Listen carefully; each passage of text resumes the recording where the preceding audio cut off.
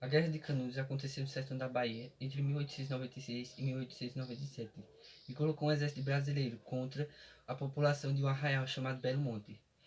O arraial era liderado por Antônio Conselheiro, um beato, líder religioso, que se instalou na região em 1893, após de participar de protestos contra o aumento de impostos que vinha acontecendo desde a proclamação da República.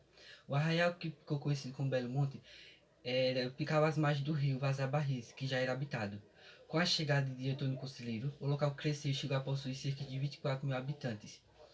É, Belo Monte se transformou-se em um centro que trazia perspectiva de vida a uma população de ex-escravos carentes que não tinha acesso à terra.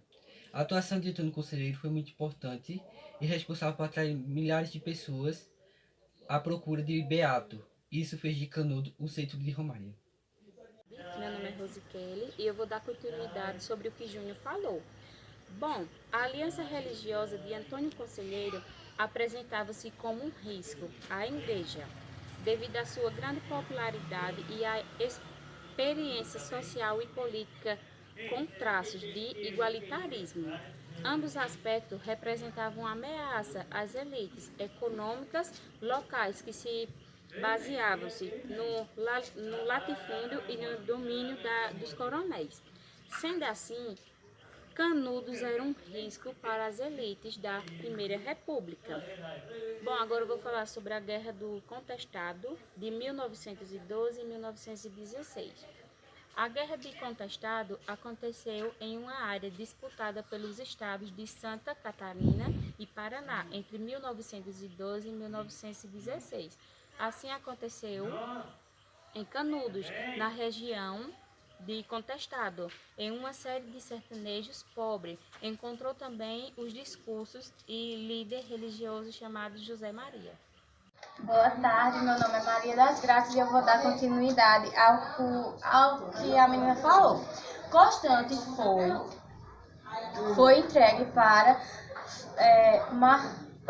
como é, Jesus? Percival Francoviac, um magnata conhecido por fazer ferrovias. Ele ligou ferrovias do Rio Grande do Sul a São Paulo. Aí, no acordo de acesso de terra, Francoviac Francoviac também foi entregue terras. Francoviac também entregou terras entregou terra num raio de 15 quilômetros. Foi de 15 quilômetros numa ferrovia. Aí, para que ele pudesse explorar a madeira que já estava disponível. Só que ali, onde ele foi explorar a madeira, já tinha habitantes, que os habitantes, para sobreviver lá, eles viviam de uma agricultura, que era erva matos. Aí Francoviac, ele era o responsável por lá.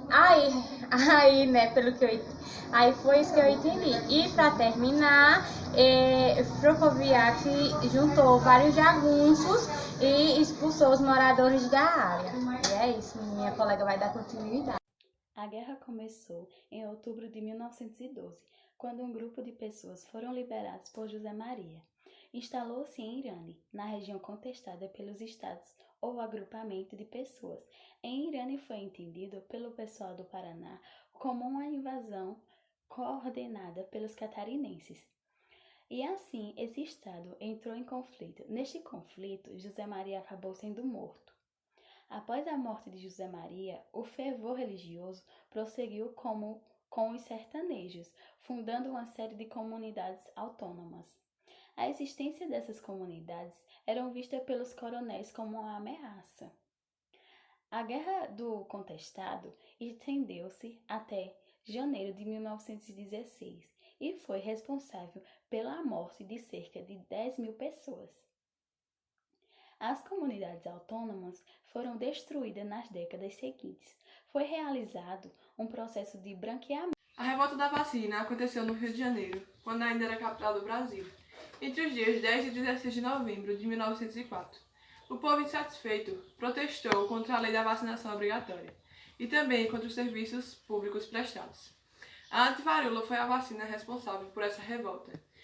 A revolta da vacina trata-se de um protesto popular que ocorreu no começo do século XX, na cidade do Rio de Janeiro. Foi o sanitarista Oswaldo Cruz que colocou o projeto em prática. O fim da revolta da vacina foi proclamado o estado de sítio e o cancelamento da vacinação obrigatória no dia 16 de novembro. Depois disso, a lei da vacinação obrigatória foi modificada e a utilização da vacina tornou-se opcional. Bom, eu vou falar sobre a Revolta da Chibata. A Revolta da Chibata ela aconteceu em 1910 e teve como stop a insatisfação dos marinheiros negros contra os castigos físicos feitos pela corporação. No século XX, a Marinha do Brasil era marcada por racismo, em que os cargos mais baixos eles eram ocupados por negros e mestiços, que eram punidos com chibatadas quando as leis eram violadas. O começo para a revolta dos marinheiros aconteceu quando Marcelino Rodrigo Jimenez foi punido com 250 chibatadas sem ter direito a tratamento médico. O líder dos revoltosos era João Cândido. Ele era conhecido por Almirante Negro. Os membros da revolta fizeram um manifesto ao presidente Hermes da Fonseca e ameaçaram atacar o Rio de Janeiro caso